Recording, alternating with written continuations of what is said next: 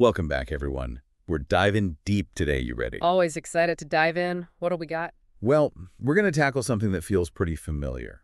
But trust me, the origins of these holidays we're talking about, Thanksgiving and Christmas, they're a lot more layered than you might think. Oh, yeah, they're fascinating. You start peeling back the layers and you see how history, culture, even a bit of politics gets mixed in.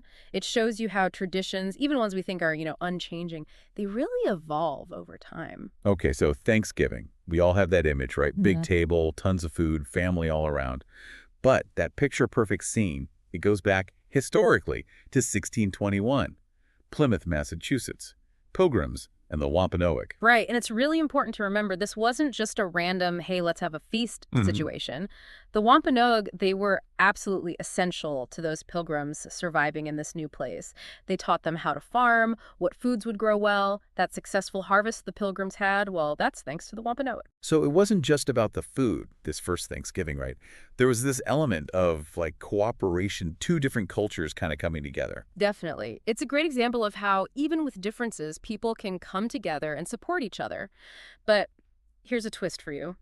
This 1621 feast, it didn't become a national holiday until 1863. Whoa, over 200 years later, what happened? Well, think about it. 1863, middle of the Civil War, nation is completely divided. Abraham Lincoln, he wants to create unity, a sense of being grateful for what they did have in common. So, bam, Thanksgiving's a national holiday. So Thanksgiving, it was kind of like a political move to heal the country. You could definitely see it that way. Adds a whole other dimension to how we think about the holiday, doesn't it? It totally does. Like, even just getting together for a meal, it becomes this, like, symbol of deeper stuff. Yeah. But wasn't the idea of celebrating a good harvest already a thing before the Pilgrims ever got here? You're right on the money there.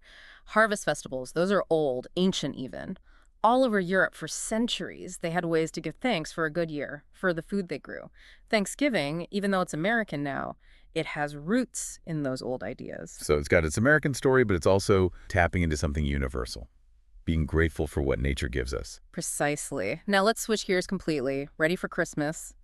Totally different origin story here. Christmas, lights, songs, shopping sprees, but at its heart, it's about Jesus' birthday, right? Though I always wondered, why December 25th? Nobody really knows when he was born.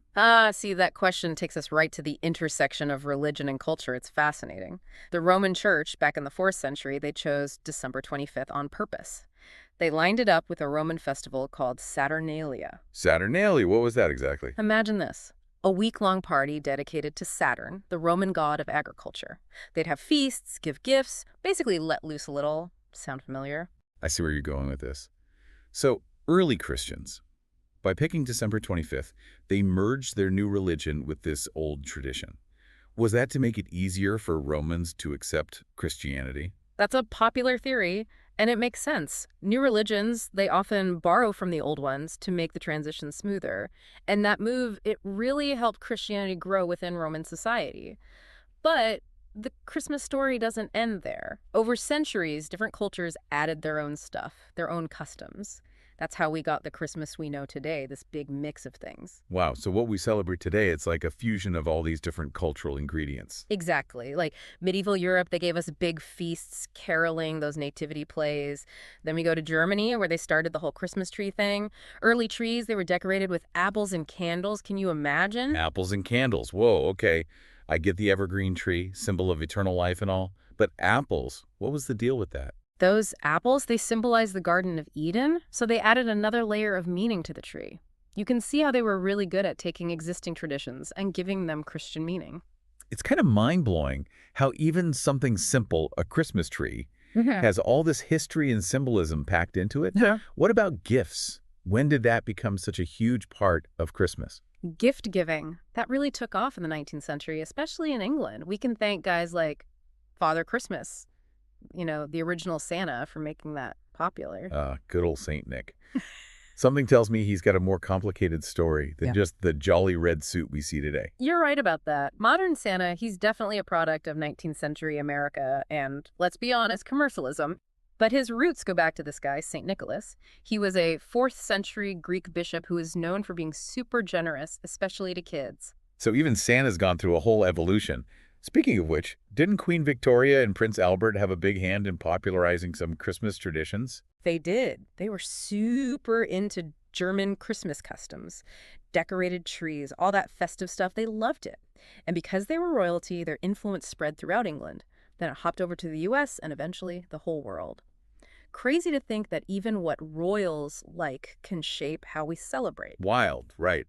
Just because they like German Christmas stuff, we're affected today. Amazing. It shows how connected everything is. And there's a thread that links Thanksgiving and Christmas, even though they're so different. They've both changed so much over time, but they've held on to their core values. What values would you say have stayed strong through all those centuries? Thanksgiving, it's about being grateful, unity, generosity, taking time to think about what we're lucky to have, who we appreciate having in our lives. Christmas, yeah, it's got all that commercial craziness, but at its heart, it's joy, family, giving. It's kind of heartwarming, you know. Even with how fast the world is, we still have these holidays that remind us about the important stuff. And the amazing thing is, Thanksgiving and Christmas, they resonate with people from so many backgrounds. It's like they've become more than just holidays. They're a tapestry of what it means to be human. I like that, a tapestry. So as we're celebrating these holidays today, with all this history behind them, how does that change how we see them, how we appreciate them? That's a good question to think about. Knowing all this extra stuff, it adds a whole other dimension to it, don't you think? It makes you want to celebrate it in a more mindful way, for sure. Definitely. Maybe we can be inspired by the Pilgrims and the Wampanoag, find ways to share with others, be thankful for what we have, or, like those early Christians, take something that already exists and make it our own. I like that. Taking inspiration from the past to shape how we celebrate now. And maybe even be inspired to make new traditions, ones that reflect what we care about today in our world. Ooh, now that's an idea. Yeah. Speaking of which, I've got a question for you listening out there. If you could create a holiday, a brand new one, what would it celebrate? What would people DO on that day? Wow. Starting from scratch, that's a challenge. It makes you think, like, what's really important to us now? How could we celebrate that? Exactly. It's like, how can we be creative, make space for something meaningful to be honored? My brain's already going wild with ideas. But before we get too lost in made-up holidays, let's circle back to Thanksgiving and Christmas for a sec. We know where they came from, but I'm curious about how they've changed in modern times, with all the stuff happening around us. Oh, that's a great point. These holidays, they're not frozen in time. They're always adapting, but they keep that core essence.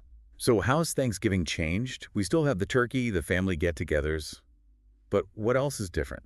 One big thing is that we're more away now of the Native American perspective on Thanksgiving. You mean moving past that simple, kind of romanticized version of the first Thanksgiving story? Exactly. People are trying to tell a more accurate story, acknowledge the Wampanoag's role and all the complexities of, Native Americans and the colonists. Yeah, that makes sense. Understanding the full history, it adds so much to how we see in Thanksgiving. It does. It opens up these conversations about being grateful, but also reconciliation, the effects of colonization. It's deeper. So it's less about just one event in history. Yeah. And more about, broader reflection. Yeah, I think that's a good way to put it. Plus, we're seeing Thanksgiving traditions adapt to, the different people and diets we have now. Like vegan Thanksgiving. Exactly. People are getting creative, finding ways to honor the holiday, but also make it their own. That's cool how traditions can change to be more inclusive, reflect the world as it is now. Okay, what about Christmas? How's that changed in the 21st century? Well, one big thing people talk about is how commercialized it is. The whole gotta buy the perfect gift craziness. Oh, for sure. The pressure, the ads everywhere, it can feel like the real meaning of Christmas gets lost sometimes. Yeah, lots of people feel that way. But what's interesting is that there's a growing movement towards, a more minimalist Christmas, more meaningful, less stuff. So pushing back against all the buying. Kinda, yeah. People are focusing more on experiences, spending quality time with loved ones, acts of kindness, not just stuff. That's nice to hear. It's like going back to the basics of Christmas, the joy, family, giving part. Exactly. And it's not just individuals doing this. Communities, organizations, they're getting involved too. Like those Giving Tuesday things. Yeah. Where after Thanksgiving, people are encouraged to donate. Yes. That's a perfect example. People are finding ways to celebrate Christmas that match their values. It's like these holidays are being reborn, finding their true selves again in this crazy modern world. That's a great way to see it. They're being reinterpreted, reinvented. Who knows what they'll look like in the future? Okay, so we've got Their origins, how cultures have adapted them, how we're changing them now. But there's one more thing I want to get into. Globalization, What? technology, how they affect these Oh, holidays. yes. The digital age, it's definitely changed how we experience and celebrate, no doubt about it. Can you even imagine Thanksgiving without, like, everyone's social media blowing up with pictures of their perfectly cooked turkeys? Or Christmas without the unboxing videos? It's true. Social media has become this, like, holiday show and tell. We show off our traditions, connect with family far away, even get ideas for recipes or gifts. It's like a worldwide holiday album. But technology does more than just photos. It changes how we shop, how we stay in touch with family, even how we feel the holidays. You're so right. Online shopping, it's revolutionized how we get ready for the holidays. Video calls mean we can be with family who live far away. I remember when video calls were this new thing, and now they're like a holiday tradition themselves. It's wild how quickly tech has become part of our holidays. And it's not just convenient, it's opening up new ways to connect and celebrate. Like having Thanksgiving dinner virtually with family all over the world, Yeah. or Christmas caroling online. Exactly. We can still feel that warmth, that togetherness, even when we can't physically be in the same place. It's like technology is expanding how we celebrate, making it bigger than ever before. And that brings up some interesting questions about the future. What happens to these holidays as the world gets even more connected and digital? Like what? Tell me. I'm hooked. Well, as tech gets even better, will we celebrate Thanksgiving and Christmas in even more creative, immersive ways? You mean like virtual reality Thanksgiving? Hmm. Where you can feel the heat from the fireplace, smell the turkey cooking? Maybe. Or imagine you're wearing these glasses and suddenly your house is covered in decorations, but it's all augmented reality. Whoa, that'd be pretty trippy. But as cool as all that tech is, I hope we don't lose sight of what really matters, actually connecting with people.